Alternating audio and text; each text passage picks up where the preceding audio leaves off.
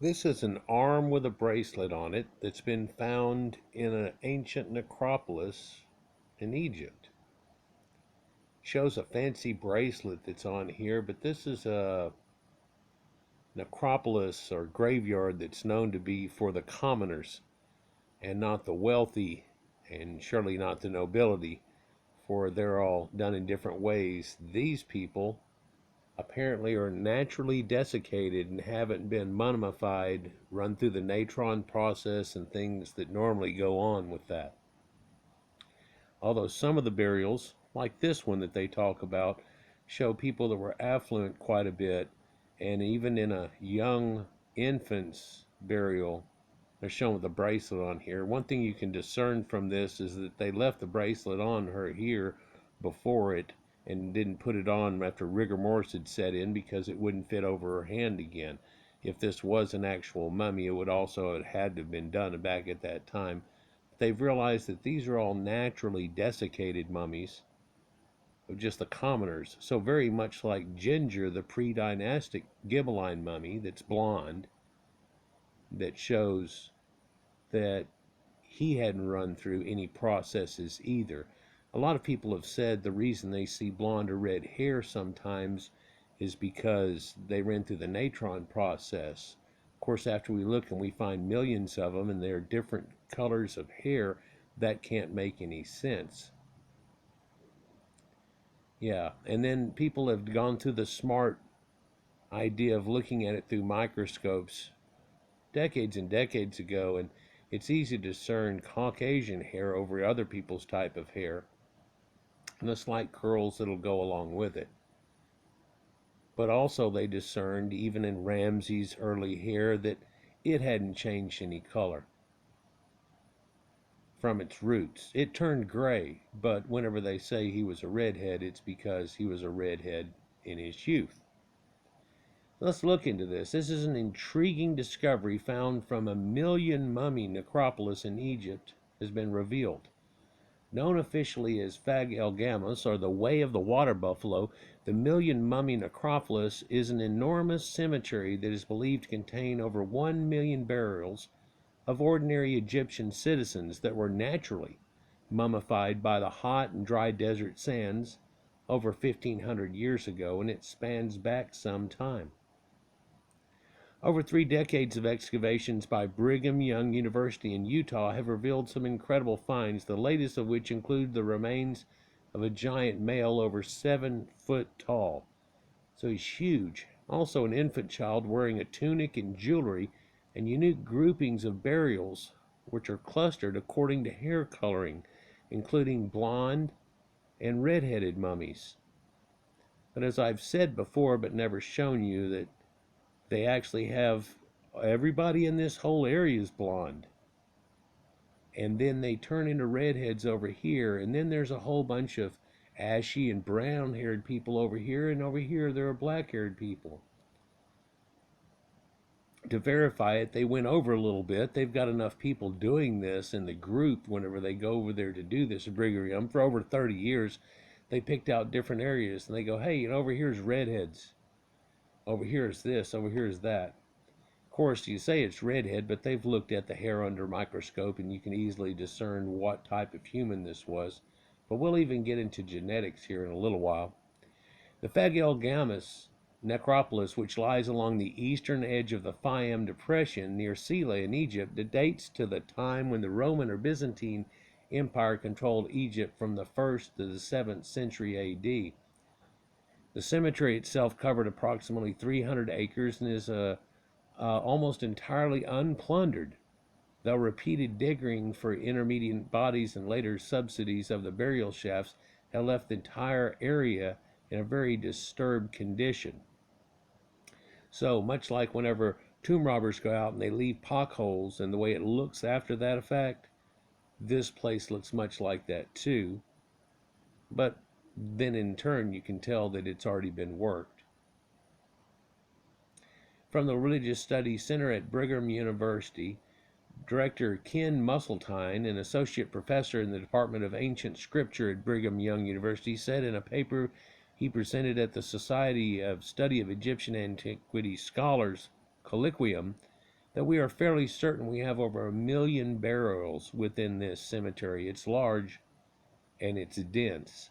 Now, that doesn't mean they've gotten that many out. They're trying to carefully excavate them, but they've been doing this for multi-seasons almost every year for 30 years and working through it. And it's something they found a long time ago, and it's been verified over and over again, and it just keeps getting thicker with blondes and redheads and some ashy brown haired people over here and so on. Now, a lot of people will try to write this off and say, well, this is well after the conquest of it and everything. Yeah, but these were the Egyptians.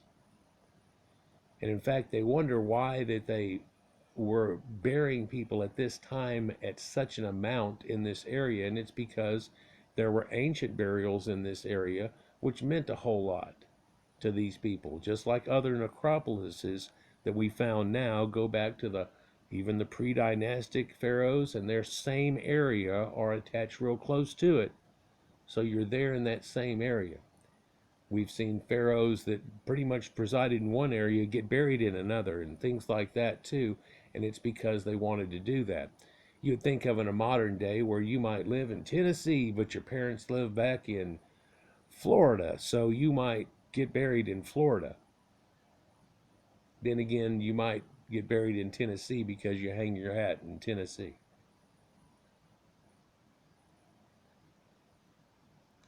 So, to show you how dense it is, we're looking here at just one little spot that they have excavated the group out of.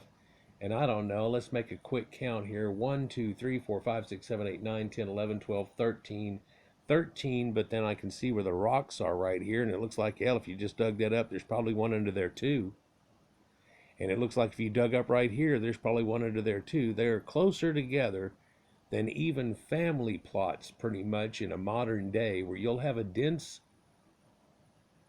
plot that'll have a certain family in it, but they're wide enough that you can easily take up people and walk in between each one, whereas this doesn't have a foot in between each one, and they are all facing that one certain direction, but then they are packed in real close together. One even wonders if there's one inside of this bar that's here. So the burials in El Fabial Gamus necropolis are extremely dense, leading researchers to conclude that there might be over 1 million interments in this basically 300-acre sized cemetery. If you've ever seen an acre of land or 5 acres of land, then you think about 300 acres of land and then being densely populated like this with bodies. It's much more than is in the Tomb of the Unknown Soldier and all the people in any graveyard you could think of packed at that point. Easily double. And there aren't any roads really running in between much of this spot apparently either. It's just constant as they work their way through it. Most of which go through bedrock, some of them quite deep. Griggs explains that the interments consist of shafts hewn through limestone bedrock ranging from 1 to 23 meters in depth. So they might be 3 foot deep right now, but they also might be about 70-foot deep shafts, into which shrouded remains in wooden sarcophagi were placed. Rocks were placed over the coffins and gypsum plaster poured on top, sealing the burial in its tomb. So they're done different style, rather than all the pharaohs that we usually look at and the nobility. An analysis of the relatively few grave goods that could have been uncovered led the archaeologists to conclude that the cemetery was used for ordinary citizens of low status. The observations that most burials do not have jewelry associated with them, and that the artifacts are made from relatively inexpensive and commonly available materials, lead us to the conclusion that burial jewelry in the excavated portion of the cemetery so far had a sentimental value for the families associated with burying the deceased rather than religious or even commercial value, writes Griggs. So, that whenever they do the super wrapping and everything and make a cocoon out of them and so on, there's all these sacred scarabs and everything, and no one knows how much more expensive it is to run them through a fancy burial than to say, like in a modern day, have somebody cremate, and what's the difference, cremation and that, or a real common burial, or that fancy casket. that fancy type of burial. According to a new report published in Live Science, one of the recent discoveries at Gamus includes the preserved remains of an infant found buried with several other mummies. The child had been wrapped in a tunic and wore 2 bracelets on each arm, that's in that above image, and a necklace too. Since most jewelry in the necropolis has been found in female burials, the researchers believe the infant's a girl, but I don't believe they've checked through it. They've gone through so many of these that I don't believe they've actually checked exactly or not. Whenever a woman is found, they can usually look through the bones and tell that pretty much discernible easy, but at that age, there's a little bit of question, of course. Archaeologists estimate the infant was only 18 months old when she died, so it would really be questionable. She was buried with great care, as someone who obviously loved her very much did all they could to take care of this little girl in burial. The researchers wrote on the BYU Facebook page, "It's very sad, but they succeeded. It actually is a beautiful burial." And here we're seeing that where there's 2 infants here, and there's one across the bottom that you can easily discern, but then here's another body, and then there's a cot type of artifact or a bed type situation left for them also. You wonder if one of them was facing one way or the other, if they were facing feet to feet, or what goes on with that. But they're discerning where this part actually was that they were found out, and they're slowly going through this. And it looks like right here in this corner that it hasn't been done yet, and farther that way maybe not necessarily. It doesn't say too whether these were in the blonde area or the redhead area or the brown-headed area or the dark. But one of the more surprising discoveries at the necropolis was the discovery of a mummy belonging to a male that was over 7 feet tall, incredibly unusual considering the poor nutrition of the citizens who are buried there. Mittelstein told science that the great height may be related to a medical condition that caused an excessive growth hormone, but more research is needed to confirm whether this was the case, like gigantism and things like that, pituitary glands who get kicking and they never turn off, situations like that. The male was so tall he did not fit into the burial shaft that had been prepared for him, so they bent him in half and tossed him in. Mittelstein told the audience of presentation at Society for Egyptian Antiquity Scholars Colloquium in Toronto last month, and you hear that repeated quite a bit, especially the tossed him in idea, whereas he doesn't, I guess, apparently look like he was placed with any care, so they did everything to that point, then they just broke him in half and threw him in a hole. I don't think that it went that way. Do you? Blonde and redheaded mummies. Oh yeah, let's get into that. Another curious finding at Fabial Gamus was a large proportion of mummies with blonde and red hair, which were each clustered together in the same area. These clusters are interesting because they suggest perhaps we have family areas or genetic groups in certain areas. We're still trying to explore that, Mendelstein said. Well, I believe that years ago they had some of them DNA tested back whenever it cost a lot of money, like $150 a piece. Now it's like 50, 60 bucks. And I'm sure they get some type of rate through the system.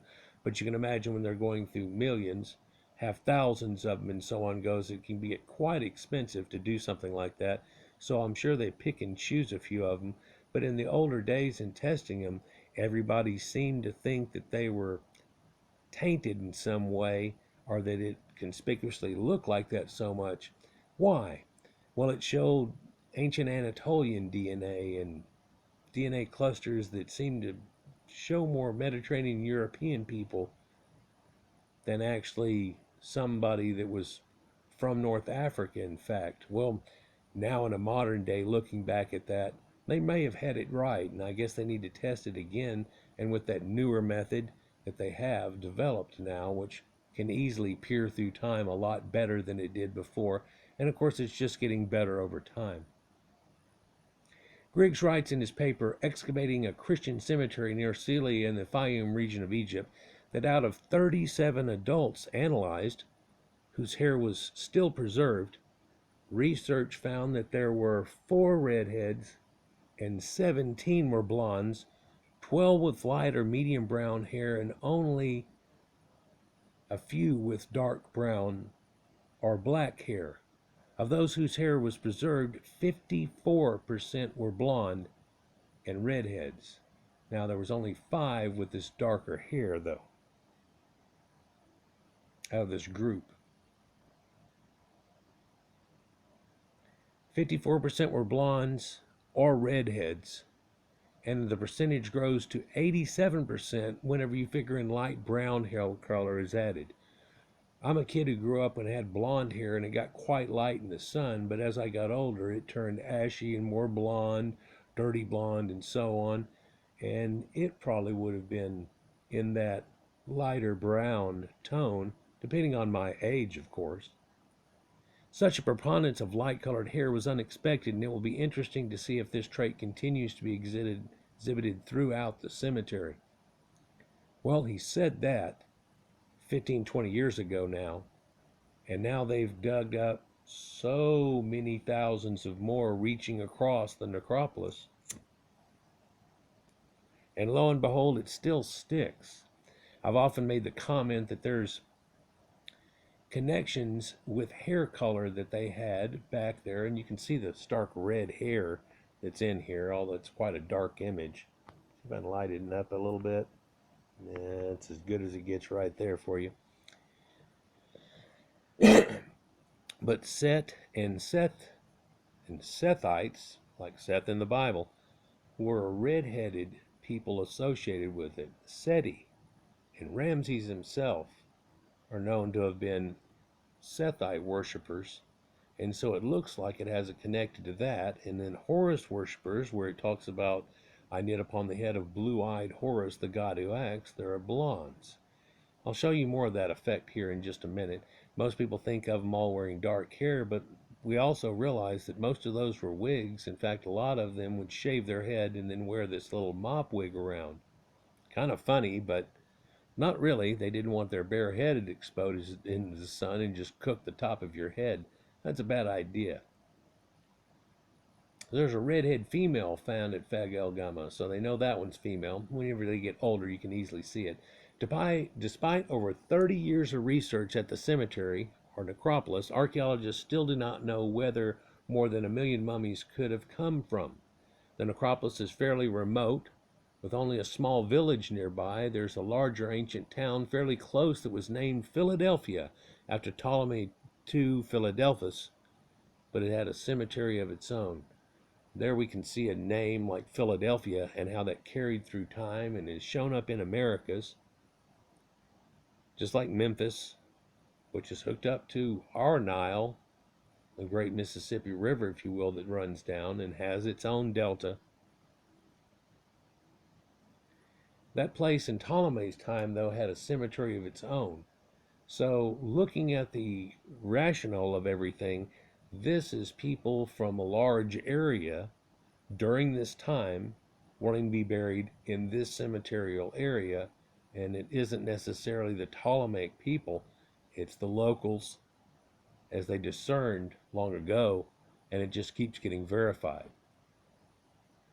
It's hard to know where all these people are coming from, Minnesota told Science. It's hoped that further excavations may answer some intriguing questions that have been raised by this million mummy necropolis, not the least of which is, what are the genetics of these blonde and red-haired people? Well, if we just look at it and look up, let's go to DuckDuckGo. You can do this yourself, by the way. And if you just look up something simple as red-headed blonde Egyptian mummies, that's the tagline. We can find ones that are in this necropolis that had bright red hair, but even back in the older times, there were ones that had auburn, dark auburn, reddish hair, and light reddish hair. In fact, it's neat how they did this picture here, for it's a golden color, tan, yellow ochre, and then it's got lines of red on it, where they were trying to, from a distance, look like strawberry blonde in this type of color and pull that off of the colors they had. If you get close to it, though, it's actually got little lines on it, but you know, those little lines at a certain distance just fade away, and it does look like her. Ironically, she's shown with this lighter peach skin. In fact, all females, pretty much, in ancient Egypt, unless they're in a pose of action, are shown with pale skin, whereas the males are shown with red ochre symbology, which goes back to Cro-Magnon times and all the way through. And red ochre burials we talked about and a lot of other videos that are well ancient to even this time, which we look at as being so ancient that it's almost undiscernible sometimes. But this was one of the Pharaohs' granddaughter, and I believe, if I'm not mistaken, her name's like Mary Ottoman or something, and she married into nobility, and that's the reason she's on a tomb wall here showing that fact. So it carries on. But then we have Ramses, who had that red hair, and they said, well, he was so old, he's 90 years old whenever he died, so he probably looked like this when he died. And they go, yeah, well, he was younger, he looked a lot more pleasant, but they dyed his hair back to its natural red color, where they checked his hair and its roots when they got a chance to, and it showed that. But then even Thuya and Yuya, back at 1400 BC, this is the great-great-grandfather of King Tut, father of Tai. Yuya's blonde hair and Caucasian face structure have been well preserved by the embalming process. Can't get such a great look in that small look, but he's the one that keeps looking like Abraham Lincoln, and he was married to Yuya. So Thuya and Yuya, and she has blonde hair too. And they tried to say, well, maybe that was from the embalming process. Well, Janet Davies, a researcher, just took a bunch of people's hair in different samples, including black people and everything else, and they said, not only does it not curl out and somehow magically become Caucasian hair, but through the process of natron that they pulled him through, which all these people got pulled through, they never changed one bit, not even a single shade.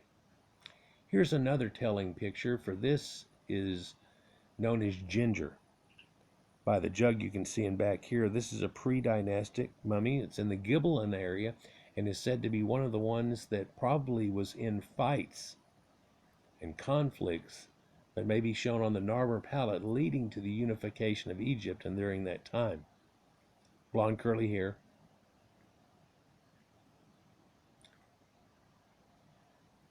But when we look at this, I need to get a better picture of it. This is Asafoetida, or whatever his name is, and you can easily tell, well, he does have reddish blonde hair, but then his Caucasian phenotype.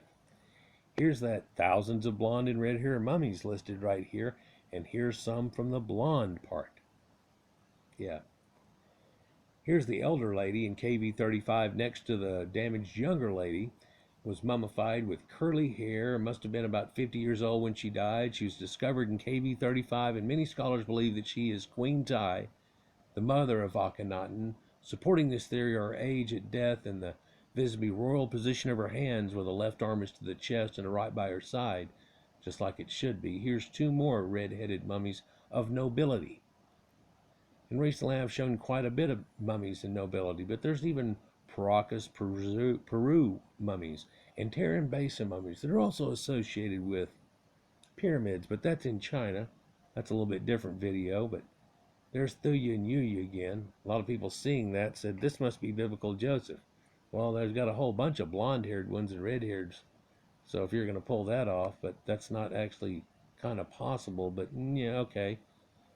So you can see the auburn hair here. Again, here's the Princess of Lulan that was in China. Fine fabrics that are associated with her and so on, and it predates the Chinese by some 1,000 years or more. Here's another mummy that's been done with a sash on her head, and you can see that her hair is still that kind of blonde, dirty blonde look. Yeah. But you can look through these and see the reddish hair and their Caucasian phenotype and hair that's on here. And this is the famous 18th dynasty again. That's Queen Tai right there. Some people try to hinge on a picture that's shown of her, and they try to say it's an afro and things, but that's a silver doily over her head. They've long known that it's a woven silver doily. Incredibly cool. And it's put over her head, and the reason it's popped up like that is that she actually has a Pharaoh's hat under it. They did a CAT scan and can easily see where it's under there. So there's all these blue-eyed Egyptians too, and they're not really showing in that picture necessarily so much. There's another auburn red-headed. So some of them are very ginger, if what you normally think of like that, and others are what you would call an auburn lady's hair, where it's darker brown, but it has that reddish, definite tint, gets highlight in it. So, Churchin man. So again, here's naturally blonde mummy. So no process has been gone on by any of those. Here's a red-headed lady right here. And again, here is that same daughter in her depiction, but on her tomb wall, there's some redheadeds too. But we've already shown in a bunch of videos how a lot of these tombs will go along and, hey, there's a couple of blondes and there's a couple of redheads. What's going on there? Well, we look at this, and the common ratio that's going on is a ratio that's found in Ireland and Scotland and northwestern Europe. There's a reason for that, because King Tuts DNA has been double checked now along with his family, and they find that he is haplogroup R1b. So a depiction that looks like this would have been quite correct. Yeah. So there we go again, Redheaded Mummy. So, oh, there's a good picture of Thuya where you can kind of see he looks a little like Abraham Lincoln. There are other depictions that show it better, but so let's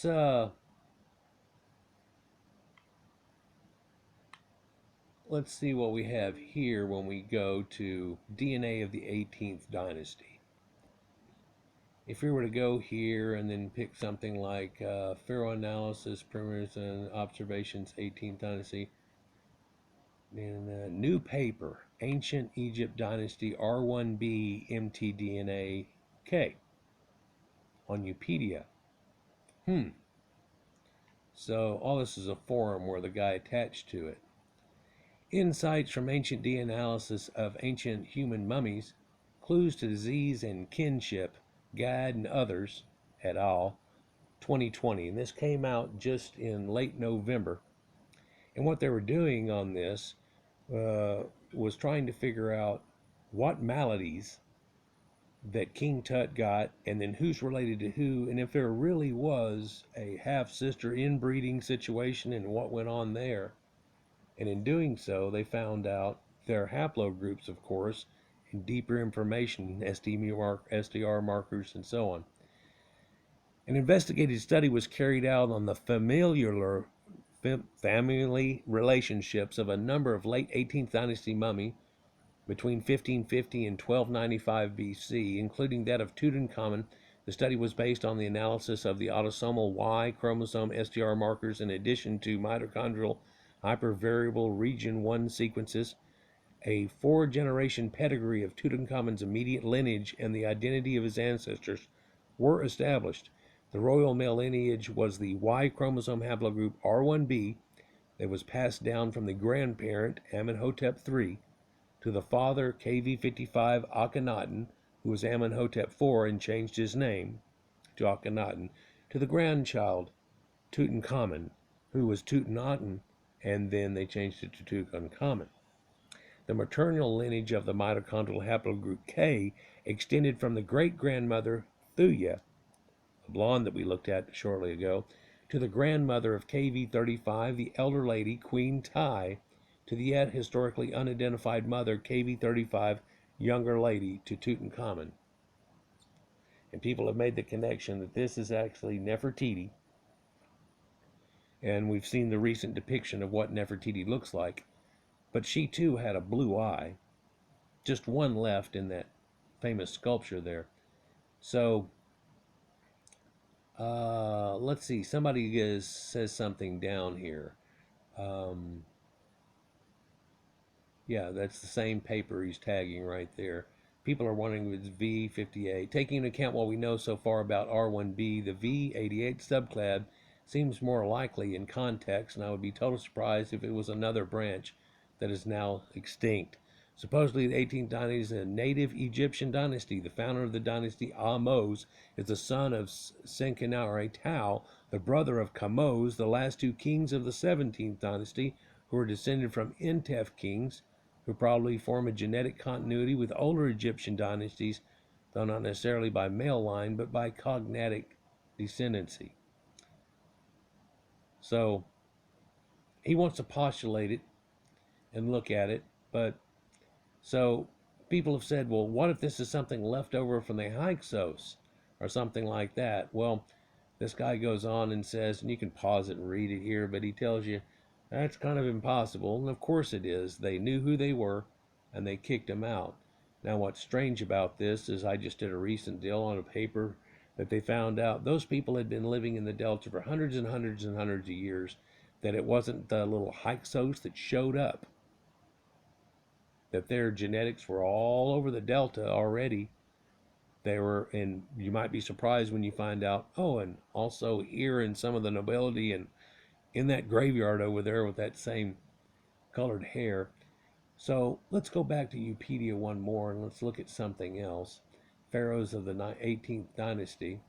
Well, let's see. So here's some of the earliest dynasties that we show here. And they all have these crystal blue eyes. In fact, why don't we just visit that real quick? It's been a few videos since I have. All you have to simply type in, people, is blue-eyed Egyptians. Not even the earliest dynasty. Now, if you put in scribes and so on, it's going to show you something pretty neat there. But now we'll get to look at some of the ancient Egyptian statues, and this is again of the earliest dynasties. We'll even look pre-dynastic here again. You can see Nefertiti's famous statue here. That's a blue eye. You got to be at the right angle, have some light cutting through it. In fact, they have it kind of dimly lit. When you light it all up, it looks like that. Yeah, so why did people think otherwise? Well, people want to think otherwise. Here we have another on the left. This is Mitri the scribe. This is known as the seated scribe, and he's staring you down, letting you know that no, that's not it. That's in Egypt. Sumeria had those lapis lazuli eyes. Even the Mandan Sioux were known to have had blonde hair and gray and blue eyes. Here's Ka'aper from the earliest dynasties and that blue eyes. But here we go from two statues in gold foil with lapis lazuli bead eyes with a hole into them. And this is from the Nakata II period, before even the Pharaohs or the unification of Egypt. And again, they're gold foil on them, strict eyebrows. You can even tell their phenotype just by looking at them simply. But how many of them are there? Well, man, there are a lot of them. But here's that pale woman, and I don't think you're going to try to say what any of these people look like other than a very European type of Caucasian. And of course, that's the only thing was going on back then. There was no addition back then. Hey, that's from my video. That's me pointing with a pencil. But you have to get at the right angle or they aren't so blue. You can see the blueness in that one, but not here. But here, even in the dolls and so on that they do. But there's that lady again. And so all these different ones that are shown there, they shouldn't have to show any more than that. But showing that it's the earliest dynasties, and even a lot of these statues, and of course the Wadjet blue eye that we're all famously know. There's that crystal blue eyes. But it goes on in Sumeria too, and then there's that iconography of the winged sun disk that connects them, and cuneiform and so many other connections I've made. Hey, see the blue cowling? So they've got a red cowling, a white cowling of Upper Egypt, Lower Egypt, then they have a blue. I know of people that still cherish the red, white, and blue colors all the way back from, wow, God knows when. Interestingly, you can find Buddha and others that haven't been impinged upon still having this blue eye to this day. Central American, even people showing bearded people and blue eyes from their ancient times. But let's just stick on Egypt, and there's that Nakata culture picture. Kind of telling. Kind of telling. So, oh, here's another one. They found a lot of these washed out things. If they run a blue light over them, like a black light, that their eyes glow. And what is that? Well, that's the Egyptian blue. And it glows in a light like that. And they find that in a lot of these statuaries. And somebody just probably needs to go around with it and do so. And I could talk about other cultures, but here we go again with the pre-dynastic Egyptian culture and this lady with this long hair and the blue eyes. So there's really no question anymore, and especially because of the DNA that's out now, but we didn't need that, although some others might need it for verification so they can stop coveting and so on. But didn't I have another one here? Let's see, what's this? Blue-eyed Egyptians, 18th Dynasty, red and blonde-haired mummies. Yeah, that's what we started with. We saw a lot of those. Yep. Here's this 1 million blonde and red-haired ancient Egyptian mummies again. Of course, you see a female's sarcophagus and she's pale. And you see a male's and he's going to be shown as red ochre or tanned. People have seen that for a long time. And realize that for a long time you see that same coloration used in Minoan and Greek art, the Mitanni people of the Hittites, Colchians, Minoans, Etruscans, so many people. Hey, here's an ancient wig, and even though it's not shown on a pharaoh, here we see some dark braided hair on blonde. How does that work? No, it's not been changed at all. They figured that out. So they were natural redheads like this somewhat. But that bright red hair is not seen so much. But it says R1A haplogroup may have its origin in what? Where? Well, it is in Africa.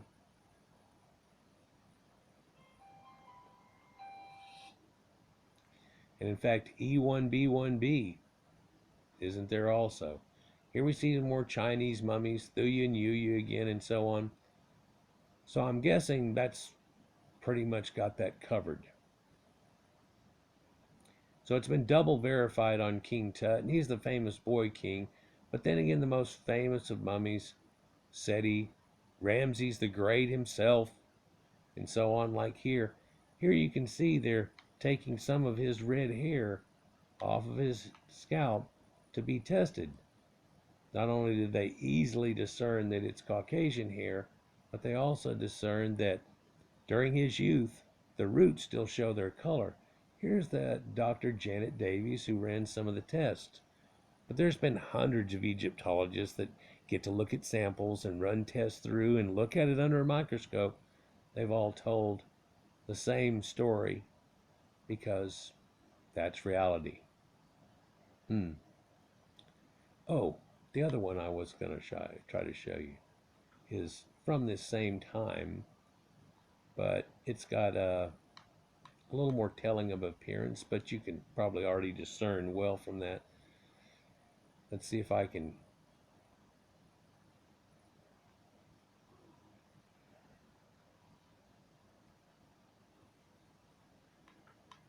General Asafoetida. So this guy, what does he look like? Well, here you can see a picture of him. He's got a red beard and red hair. Oh man, that's such a Caucasian phenotype. That appears to be the same pictures. Let's look at him up close. Any question on that? A lot of people have said this is a general at about the time whenever the Hyksos would have been kicked out and things like that. He could have been that biblical one that they talked about. It's another good picture of it here. Looking at him head on, you can easily see his red hair. A little enhanced there so you can see it. So,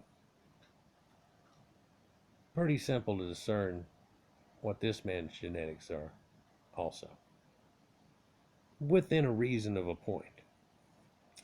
That's all we're going to do on this one today. But I'm still waiting on a decent paper to come out, and hopefully they'll have some people connected with that Brigham Young Necropolis and start testing haplogroups and so on, and see if they want to go with the idea that they're still locals once they start to do tests. Because like I said, whenever they first did them, they said, well, this has got to be tainted because it's showing a haplogroup that's what? Yeah. Well, this is the way it always was. Peace.